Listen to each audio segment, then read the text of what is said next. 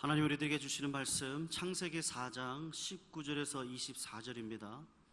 구약 5페이지에 있습니다. 창세기 4장 19절에서 24절 우리 같이 교독으로 읽고 마지막 24절은 함께 읽도록 하겠습니다. 19절 제가 먼저 읽겠습니다. 라멕이 그 두 아내를 취하였으니 하나의 이름은 아다요 하나의 이름은 실라며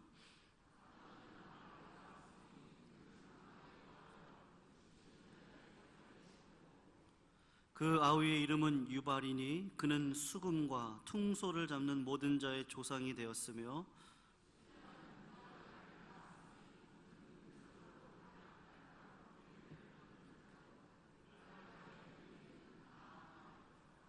라멕의 아내들에게 이르되 아다오와 실라여 내 소리를 들으라.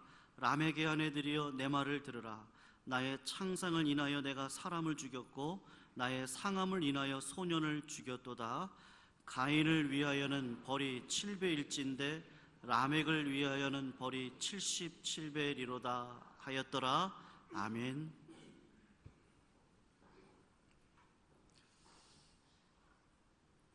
미국의 황야지대에 가면 애리조나나 캘리포니아 사막 쪽에 가면 방울뱀들이 살고 있습니다. 제가 살고 있던 텍사스에는 뱀이 참 많은 곳인데 저희 집 앞에서 제가 뱀을 몇 번 본 적이 있습니다만은 방울뱀은 제가 한 번도 우리 살던 곳에서 못 봤고, 제가 요세미티 공원에 유학 시절 방학 때 놀러 가서 한번 본 적이 있습니다. 왼쪽에 여러분 그림으로 볼 때 오른쪽이겠죠. 오른쪽에 좀 흐릿한 사진이 사실 제가 찍은 사진인데 잘 안 보여서 제가 다른 곳에서 똑같이 생긴 방울뱀 사진을 하나 갖고 왔습니다. 이 방울뱀은 굉장히 무서운 독을 가지고 있는 맹독입니다. 맹독성 뱀입니다. 그래서 한번 물리면 치명적이고 한 20-30분 내에 치료하지 않으면 생명을 잃을 만큼 굉장히 무서운 독을 가지고 있는 뱀이죠. 이 방울뱀이 소리를 어떻게 내냐 하면 여러분 사진을 잘 보시면 알겠지만 꼬리가 다른 뱀하고 좀 다르게 생겼습니다. 그래서 꼬리 끝이 뭉툭해가지고 나무 토막처럼 모양이 좀 다르죠. 근데 이 뱀이 지나갈 때 저 꼬리를 흔들면 저 꼬리에서 방울뱀이니까 딸랑딸랑 소리를 내는 게 아니고요, 이렇게 치치치 이런 소리를 냅니다. 근데 이게 굉장히 소리가 기분 나쁘고 잘 들려요. 저도 이 뱀 소리를 듣고 깜짝 놀랐는데, 보통 방울뱀이 이 소리를 가지고 조그마한 짐승들을 유혹을 하는 겁니다.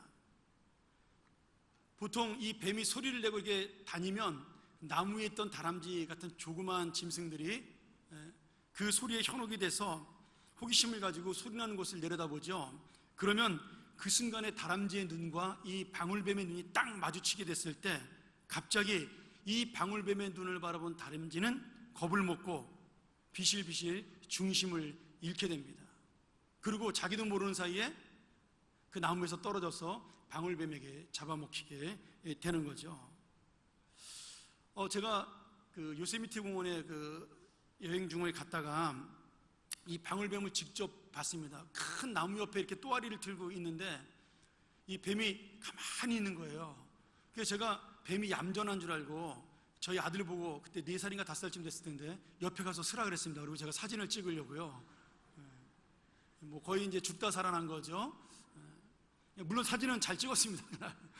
그리고 나중에 제가 그 이야기를 LA에 살고 있는 분에게 얘기를 했더니, 아유, 목사님 정말 무식하면 용감하시다고, 그 아들 잡을 뻔했다고, 그 뱀이 얼마나 무서운 뱀인데, 그리고 가만히 있을 때는 느린 것처럼 보이시는데 한 번 움직이면 그렇게 빠르대요. 제가 잘 몰랐죠.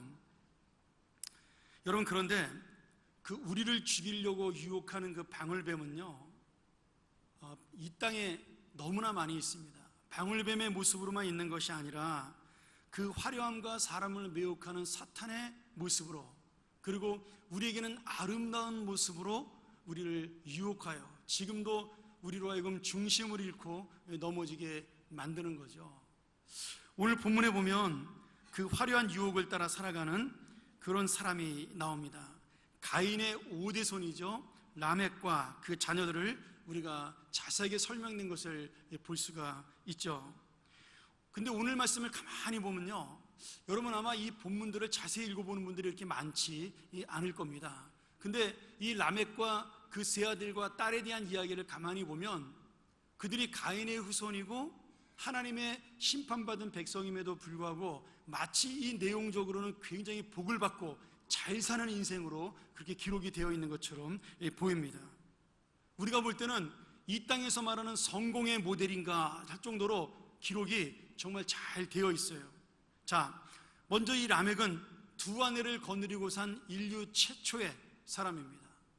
참 능력이 있죠. 한 사람 거느리고 살기도 힘든데 당시 두 여자를 거느리고 산 아주 대단한 남자였습니다. 그 당시에 여자는 노동력이었기 때문에 남자가 여자를 얻을 때는 돈을 주고 사오는 거였어요. 물론 결혼하는 거지만, 그러나 이 집에서는 노동력을 그 집에 주는 거니까 보통 큰 돈을 주고 그 여자를 데리고 왔습니다. 그것을 신부지참금이라고 그렇게 불렀죠. 여러분 기억하시죠? 야곱이 그 라헬과 결혼하기 위해서 몇 년 동안 일을 했죠? 자그마치 7년 동안 일을 했습니다. 왜요? 지참금이 없었기 때문에 7년 동안 몸으로 갚은 거예요. 그만큼 여자가 값어치가 있었어요. 그러니까 이 라멕이라는 사람이 아내가 2명이 있었다는 것은 그만큼 재물이 많고 능력이 있는 매력적인 남자라는 사실을 알 수가 있는 거죠. 또한 이 라멕은 그 두 여자에게서 세 아들과 딸 하나를 낳았습니다. 근데 성경을 읽어보면 정말 하나같이 대단한 능력을 가진 그러한 사람들이에요. 자, 첫 번째 부인이었던 아다는 야발과 유발이라는 아들을 낳았습니다. 야발은 전문적으로 지금으로 얘기하면 목축업을 해서 크게 성공한 사람이에요. 다시 말하면 사업을 해가지고 돈을 많이 버는 그런 부자라고 볼 수가 있습니다. 또 둘째 아들 유발은 뛰어난 음악적 재능을 가지고 있습니다. 세계 최초로 악기를 만든 사람이에요. 그리고 노래를 만든 음악가였습니다. 지금으로 말하면 유명한 연예인처럼 명예를 얻은 인기 있는 사람이라고 볼 수가 있는 거죠. 야, 돈도 있고 명예도 있는 아들들이 있었어요. 여러분 미국에 가면 처치 오브 크라이스트라는 교단이 있습니다. 굉장히 보수적인, 우리보다 훨씬 더 보수적인 교단인데요. 그 교단이 한 번은 싸워서 둘로 갈라졌어요. 그 갈라진 이유가 뭐냐면, 하나는 우리는 악기를 쓰는 교회다, 그래서 악기파, 한쪽은 우리는 악기를 쓰지 않는 교회다, 그래서 무악기파, 이렇게 악기파와 무악기파로 갈렸습니다.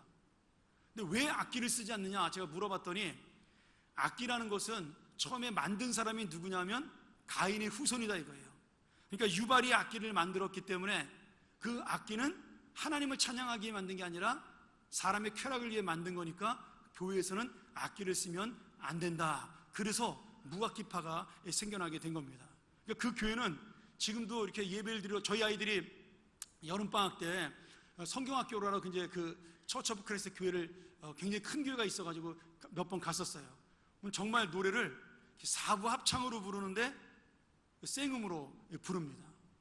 그냥 그 이렇게 음 잡는 호루라기 같은 그 뭐라 그러나 이거 그 멜로디가 이렇게 삐 한번 부른 다음에 그걸로 그냥 4부를 해가지고 찬양을 부르는데 얼마나 잘 부르는지 몰라요. 악기가 없어도요.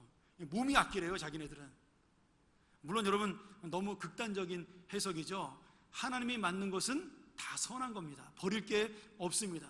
쓰는 사람이 어떻게 쓰느냐에 따라 다른 거죠. 그러니 악기를 무엇을 쓰느냐가 중요한 게 아니라 그 악기를 가지고 하나님을 찬양하는 데 쓰느냐, 인간의 쾌락을 위해 쓰느냐가 문제죠. 그러니 여러분 지금 악기 써도 괜찮습니다. 근데 이 유발이 어쨌든 유명한 인기 있는 연주자였어요. 그리고 둘째 부인인 실라가 두발가인이라는 아들을 낳았는데, 이 두발가인은 또 인류 최초로 철로 무기를 만들고 그 다음에 모든 이건 공산품을 만들었던 그런 위대한 발명가였습니다. 여러분 당시에 지금 고대 세상에 무기가 있다는 말이 무슨 의미예요? 남보다 힘이 세다는 얘기입니다. 그러니 지금 이 세 아들을 놓고 보면 돈과 명예와 권력을 쥐고 있는 아들을 가진 성공한 가정의 모습이죠. 거기다가 나아마라는 딸이 나옵니다.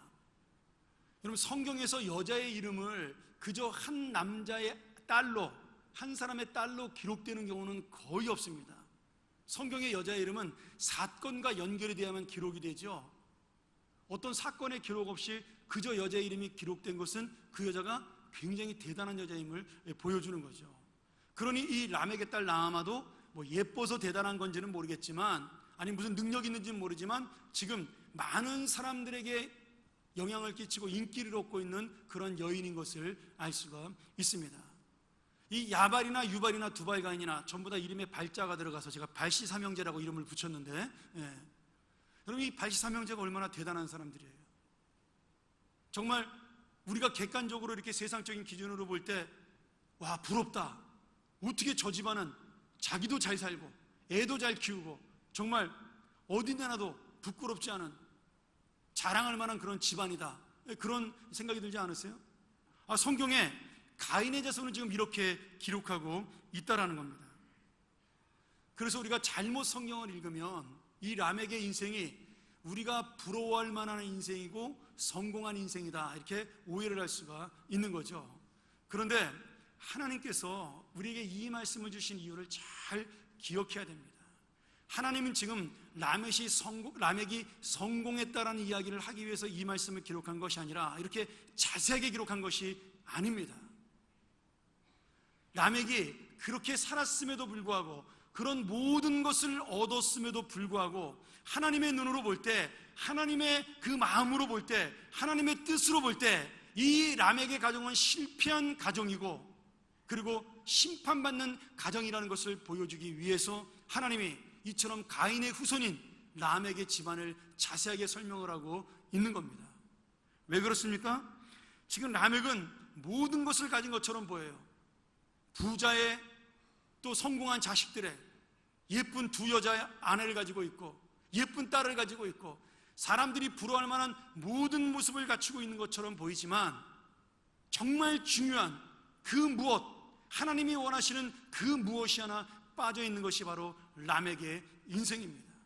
그래서 람액은 아무리 잘 사는 것처럼 보이고 성공한 것처럼 보여도 하나님이 볼 때는 실패한 인생이고 심판받는 인생에 불과한 겁니다. 그러면 무엇이 빠져 있을까요? 제가 여러분에게 예전에 제가 겪었던 이야기를 한 가지 말씀드리고자 합니다. 제가 20여 년 전에 부목사로 사역하고 있을 때 제 존경하던 권사님이 한 분 계셨습니다. 지금은 꽤 몇 년 전에, 오래전에 돌아가셨는데, 그 이 권사님이라는 분이셨는데 굉장히 인품도 좋으시고 우리 교회 권사님들처럼 예쁘고 아주 훌륭하신 권사님이셨어요.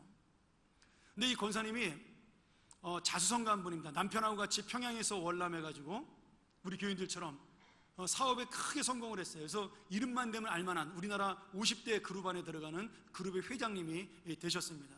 그리고 강남에 있는 유명한 한 학교도 이분이 사립학교를 세우신 그런 분이었어요. 그리고 그분에게 아들이 셋이 있는데 그 아들 셋은 전부 서울대를 나와서 시카고 대학을 MBA를 졸업한 굉장히 뛰어난 경영가들이었습니다. 아버지의 사업을 하나씩 물려받아서 우리나라에서 유명한 뭐 타일 회사나 아니면 자동차 부품 회사 이런 것들을 물려받아 지금도 굉장히 큰 사업들을 하는 분들입니다. 또 따님은 이대를 나와서 자기 오빠의 친구와 결혼해서, 오빠 친구도 서울대 나왔겠죠? 그 사위가 또 한 사업체를 물려받아서 함께 사업을 하는 굉장히 그 남들이 볼 때 좋은 집안의 그러한 모습이었습니다. 한 번은 제가 교회 부임을 하고 몇 달 지나서 그 가정에 신방을 가게 되었습니다. 근데 그 권사님이 저희 아버님하고 부군이셨던 그 회장님 집사님하고 같은 오산고등학교를 나왔기 때문에 저를 굉장히 이뻐하셨어요. 제가 가면은 예전에 있었던 이야기들을 많이 이렇게 해주시고는 했습니다. 그날 예배가 끝나고 이제 차를 대접하시면서 저에게, 권사님이 한숨을 쉬면서 저에게 이런 고백을 하시는 것이었어요. 목사님, 내가 가만히 돌이켜보니까 인생을 잘못 살았어. 나는 그냥 신앙생활하고 교회 열심히 다니면서 사업 잘 되고 자식들 좋은 학교 보내면 그것이 성공이라고 생각을 하고 살아왔는데, 지금 생각해보니 내 자식 중에 딸밖에는 믿음이 없고 다 하나님 앞에 열심을 내지 못해서 내가 너무 마음이 아프다. 하나님 앞에 너무 죄송하고 내가 날마다 회개하면서 우리 아들들을 위해서 기도하고 있다고, 제발 우리 아들들 예수 잘 믿게 해달라고 목사님 기도 좀 부탁한다고 저에게 간곡하게 부탁을 하시는 거였어요. 여러분, 그때 제가 31살인가 2살 때였습니다. 그분의 막내 아들보다 제가 서너 살이 어린 그러한 나이였어요. 그런데 어린 나이임에도 불구하고 목사라는 그 사실 때문에 그 권사님이 저의 손을 붙잡고 꼭 우리 아들들 예수 잘 믿게 해달라고 그렇게 부탁을 하셨습니다. 여러분, 하나님께서 너무나 감사하게도 그 권사님의 기도를 들어주셨어요. 나중에 이 세 분이 전부 교회의 일꾼으로 믿음이 성장하게 되었습니다. 그리고 둘째 아드님은 제자훈련을 받고 제가 있을 때 안수집사가 되었고, 그리고 제가 미국에서 돌아오니까 얼마 전에 제가 찾아갔더니 장로님이 되셨더라고요. 근데 제가 지금도 잊지 않습니다. 그 권사님께서 둘째 아들이 안수 집사의 직분을 받을 때 너무너무 좋아하셨던 것, 내 인생의 가장 행복한 날이다 오늘. 사업이 성공한 것보다, 그리고 우리 아들들이 좋은 대학 들어간 것보다, 내 아들들이 결혼했을 때보다 더 행복한 날이 오늘이라고 말씀하시면서 내가 이제 죽어도 소원이 없다, 그렇게까지 말씀하시면서 제 손을 붙잡고 너무 좋아했던 모습이 지금도 눈에 선합니다. 얼마나 감사한 일인지 몰라요. 어머니가 기도하셔서 그 남편 되시는 분은 예수 잘 믿고 돌아가셨고, 그리고 세 아들은 지금 주님 앞에 충성스러운 일꾼으로 살아가시고, 그 따님은 시무권사님으로 교회에서 얼마나 열심히 봉사를 잘 하시는지 모릅니다. 저는 그때 그 권사님께서 저를 붙잡고 고백하면서 고민했던 그 모습이 지금도 기억이 선합니다. 여러분, 그 권사님이 안타깝게 고백했던 그 고백, 그리고 고민했던 그 내용들, 그 말씀들이야말로 바로 우리의 고민이 되고 우리 고백이 되어야 한다고 믿습니다. 여러분, 진정한 인생의 성공은 눈에 보이는 물질과 보이는 것에 있는 것이 아니라 이런 하나님을 향한 고민과 하나님의 뜻을 향한 기도 속에서 이루어지는 겁니다. 내가 눈에 보이게 잘 되는 것이 성공이 아니라 정말 내가 믿음으로 살아가는가를 고민하며 내가 하나님의 뜻과 마음의 합한 자로 살아가는가에 대해서 내가 오늘도 주님 앞에 나를 돌아보고 사는 것, 그것이야말로 가장 성공한 사람의 인생인 거죠. 하나님이 기뻐하는 인생이고, 하나님이 좋아하는 인생이고, 하나님이 사랑하는 인생입니다. 오늘 여러분, 남에게 성공처럼 보이는 인생, 형통한 것처럼 보이는 인생에는 뭐가 빠져 있어요? 바로 이 하나님에 대한 고민, 하나님에 대한 생각, 하나님의 신앙에 대한 마음들, 하나님의 뜻을 이루고자 하는 그러한 인생의 의미가 아무것도 담겨있지 않기 때문에 아무리 잘 살아도, 아무리 자식이 성공한 것처럼 보여도 그 인생은 하나님 앞에 실패한 인생이고, 그리고 심판받을 인생에 불과한 겁니다. 오늘 여러분, 잘 나가는 남에게 이야기를 보면서 절대로 이 성경 말씀을 오해하시면 안 됩니다. 남에게 이야기를 성경에 자세하게 기록한 것은 그 가문이 성공했기 때문이 아니라 하나님 앞에 완전히 실패한 인생이요, 하나님께 심판받는 자의 대표적인 모습을 보여주기 위해서, 이것이 성공이 아닌 것을 보여주기 위해서 우리에게 이 세 아들의 이름과 딸의 이름까지 자세하게 말씀해주고 있는 겁니다. 오늘 우리가 믿음의 눈을 바로 뜨지 못하면 남에게 인생이 우리에게도 성공으로 보입니다.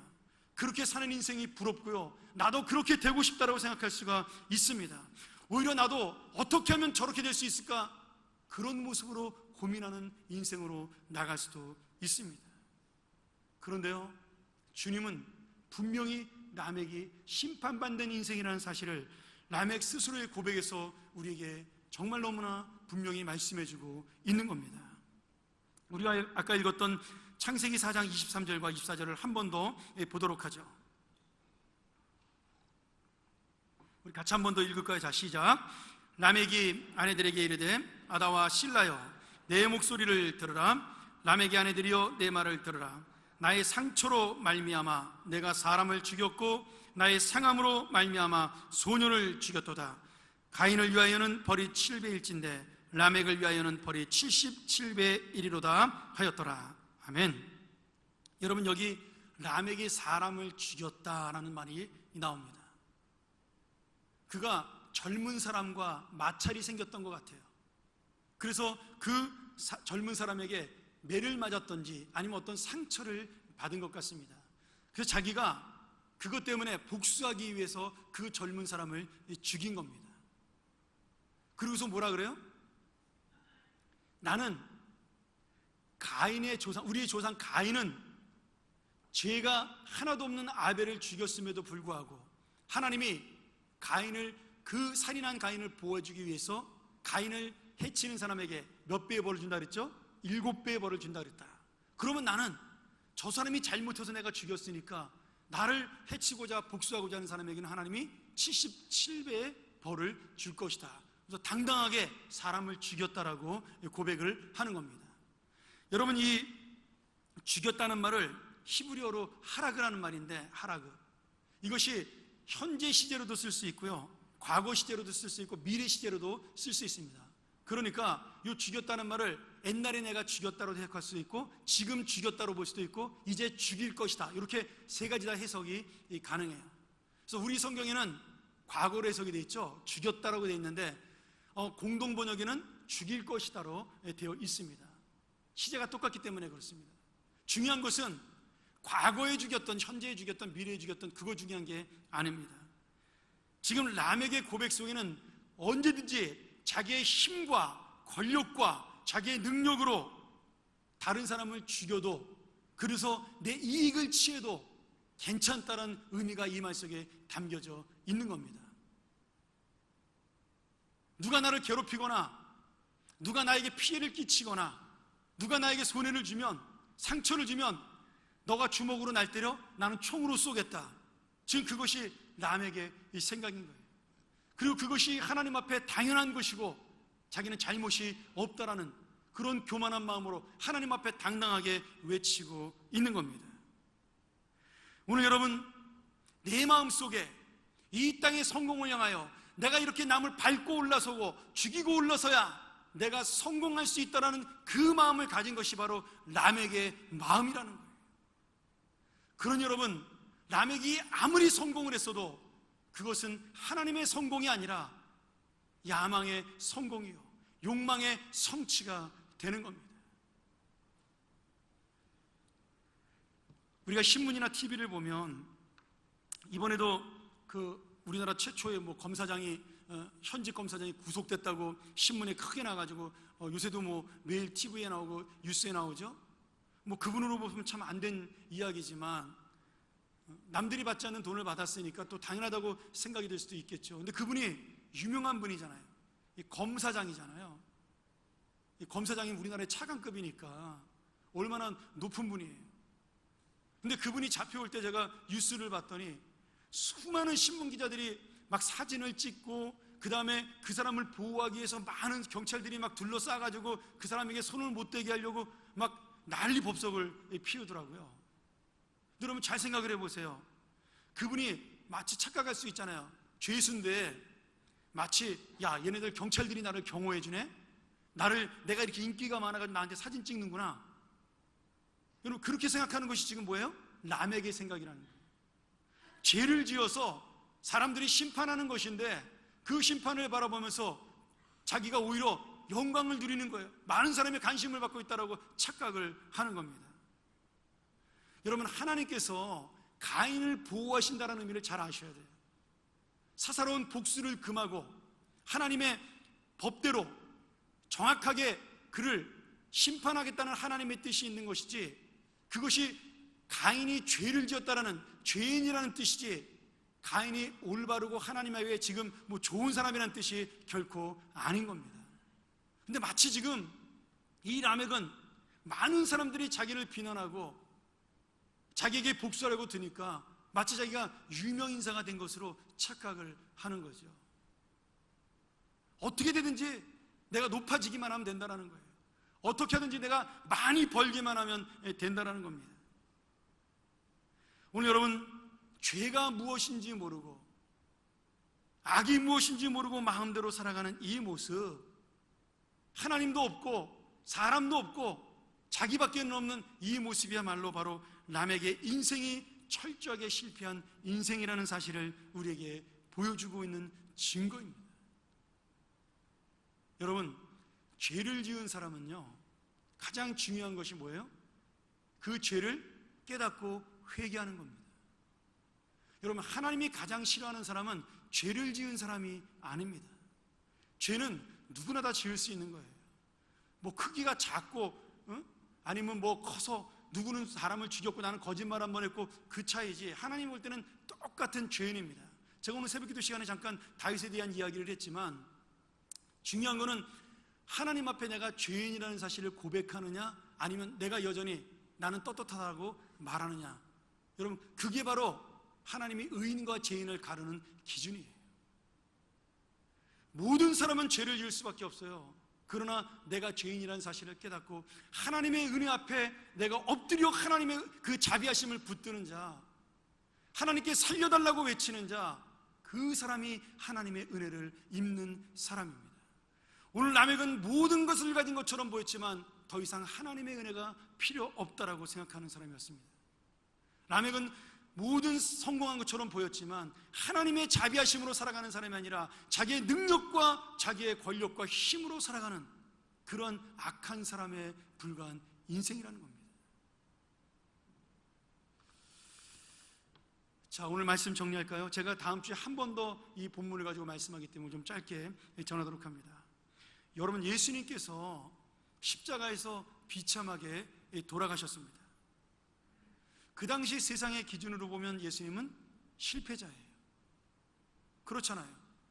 가장 큰 죄로 십자가라는 가장 잔인한 형벌 속에 예수님은 죽으셨어요. 얼마나 실패한 인생이었냐면 예수님을 3년 동안 쫓아다녔던 제자들마저도 다 도망가 버린, 아무도 남지 않고 오직 어머님만 남아있는 그러한 모습이 바로 예수님의 마지막 인생이었습니다. 그가 십자가에 달렸을 때 많은 사람들이 비웃었습니다. 네가 하나님의 진짜 아들이라면 한번 내려와 봐라. 사람들이 비웃으며 그를 조롱했어요. 그 당시에 그 골고다 언덕에 있는 모든 사람들은 예수님이 망했다라고, 실패했다라고 생각을 했습니다. 그리고 그렇게 죽어간 예수님의 인생은 끝이 난 것처럼 보였어요. 근데 여러분, 그렇게 끝이 나서 정말 모든 것이 마무리가 되었나요? 실패한 인생으로 결론이 되었나요? 아닙니다.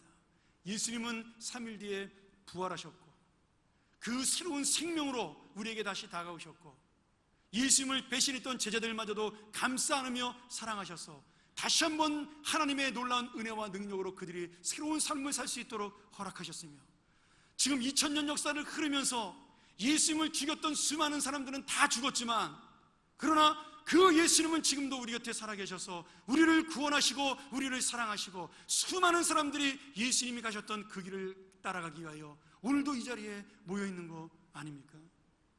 그것이 바로 예수님의 지금 인생을 결론 짓는 대목이에요. 여러분, 예수님의 인생은 성공한 인생입니까? 실패한 인생입니까? 그 죽은 당시에 예수님을 누구도 성공한 인생으로 보지 않았지만 지금은 완전히 성공하여 그 누구보다도 이 땅의 영광을 드러내는 하나님의 아들로 우리에게 남겨져 있는 겁니다. 사랑하는 여러분, 그렇게 우리가 예수를 믿게 되었는데, 그렇게 우리가 예수를 붙잡게 되었는데, 우리는 예수를 믿는다고 말하면서도 그분의 성공의 삶이 아니라, 그분의 십자가의 삶이 아니라, 그분을 따라가는 삶이 아니라 아직도 우리는 라멕을 부러워하고 라멕을 기대하고 라멕처럼 살아가기를 원하는 것이 우리의 인생입니다. 오늘 여러분, 우리가 어떻게 살아야 정말 성공일까요? 내가 사업에 실패했으니까 실패한 인생인가요? 내가 가난한 가정에 태어났으니까 실패한 인생인가요? 희망 없는 인생인가요? 내가 배우지 못하고 자라서 무지하게 살았으니까 그래서 나는 남들이 무시하는 인생인가요? 여러분, 전혀 하나님의 인생과는 상관없는 우리들의 생각일 뿐입니다.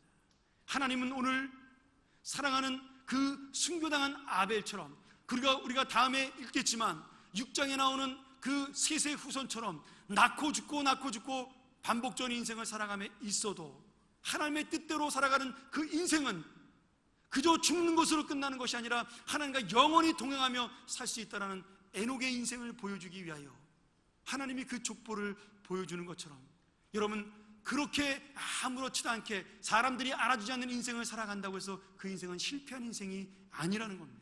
왜요? 하나님이 바라봐주기 때문이죠. 하나님이 기억하고 있기 때문입니다. 그 죽음 이후에 하나님이 붙들어주기 때문입니다. 죽음으로 끝나는 것이 아니라 영원한 소망으로 하나님과 같이 살고 있기 때문입니다. 여러분, 진정한 성공의 인생은 무엇이에요? 하나님이 기억하는 인생입니다. 하나님이 사랑하는 인생입니다. 하나님이 함께하는 인생입니다.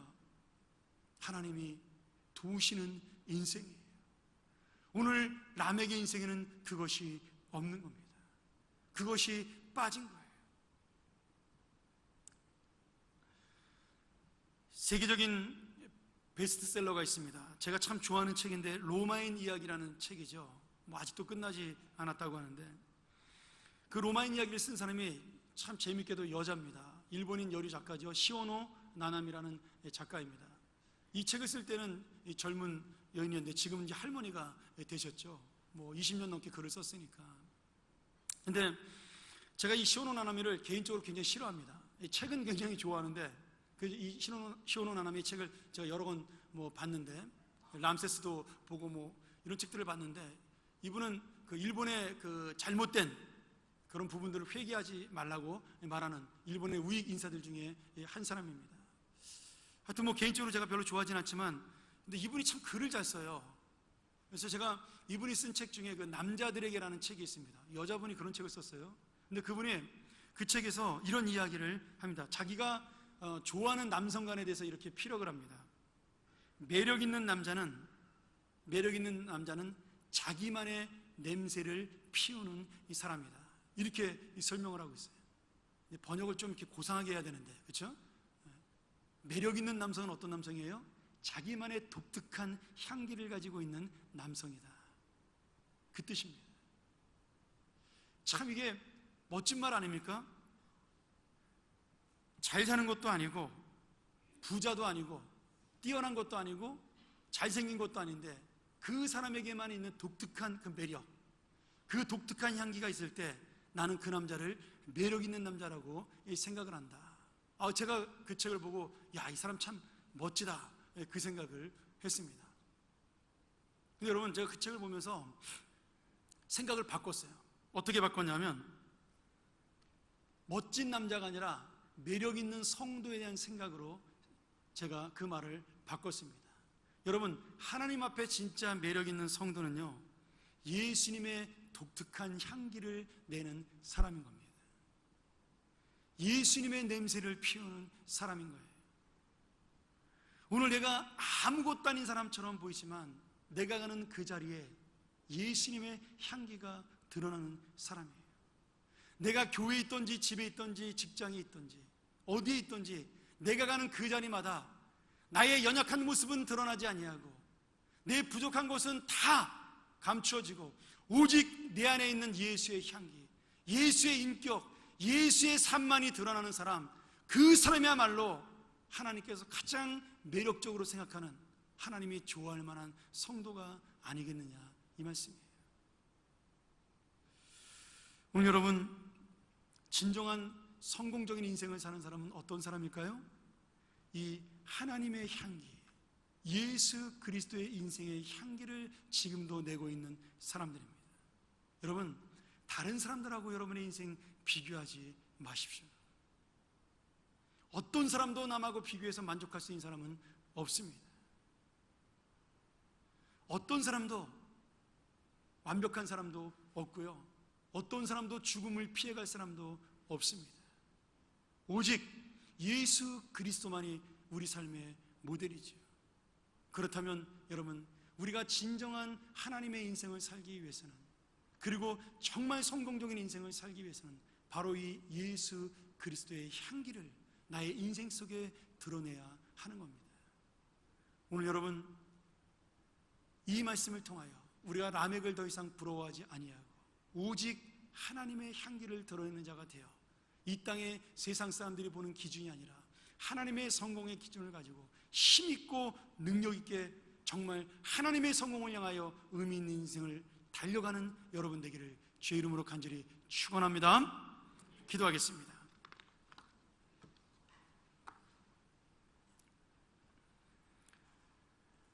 전능하신 아버지 하나님, 하나님의 은혜를 감사하며 우리를 죄악 가운데 구원하시고 하나님의 자녀 삼아주신 그 놀라운 사랑에 깊은 감사를 드립니다.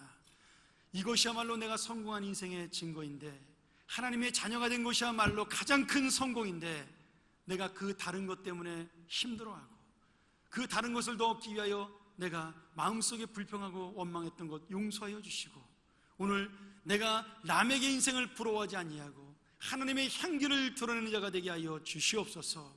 하나님 앞에 서 있는 인생임을 내가 깨닫게 하여 주시옵소서. 하나님과 함께 살아가는 인생임을 깨닫게 하여 주시옵소서.